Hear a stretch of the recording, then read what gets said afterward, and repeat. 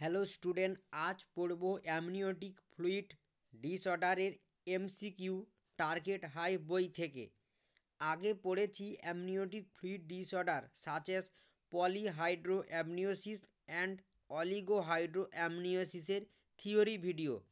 First question, which of the following condition is most likely to cause dyspnoea on exertion in a pregnant woman?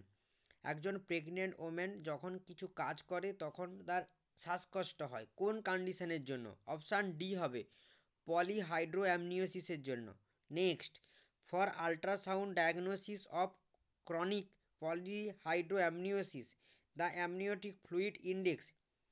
Chronic পলিহাইড্রোঅ্যামনিওসিসের ক্ষেত্রে amniotic ফ্লুইডের index কত হয়? Option D হবে। Next, the woman with 36-week pregnancy is admitted with a diagnosis of polyhydroamniosis induced respiratory distress. Which of the following is the preferred treatment choice for the client? একজন women তার 36 week pregnancy আছে, যে admit হয়েছে। Admit হওয়ার পর diagnosis করে জানা গিয়েছে যে তার পলিহাইড্রোঅ্যামনিওসিস এবং সঙ্গে রেসপিরেটরি ডিস্ট্রেস আছে।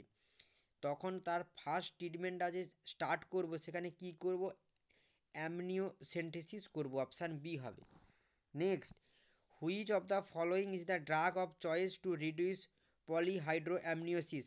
পলিহাইড্রোঅ্যামনিওসিসকে রিডিউস করার জন্য কোন ড্রাগটা ব্যবহার করা হয়? Indomethacin. Next, polyhydramnios is associated with all the following condition. এখানে যে চারটা অপশান আছে তার মধ্যে কোন পয়েন্টটা পলিহাইড্রোঅ্যামনিওসিসের সঙ্গে ইনভলভ নয়?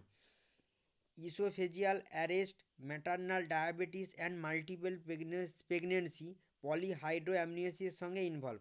অপশান ডি হবে উত্তর। বাইল্যাটারাল রেনাল এজেন্সি পলিহাইড্রোঅ্যামনিওসিসের সঙ্গে ইনভলভ না, এখানে অপশান ডি হবে এর অ্যান্সার। আশা করি আজকের ভিডিওতে তোমরা অ্যামনিওটিক ফ্লুইড ডিসঅর্ডারের এমসিকিউগুলো বুঝতে পেরেছো। ওকে, থ্যাংক ইউ সো মাচ।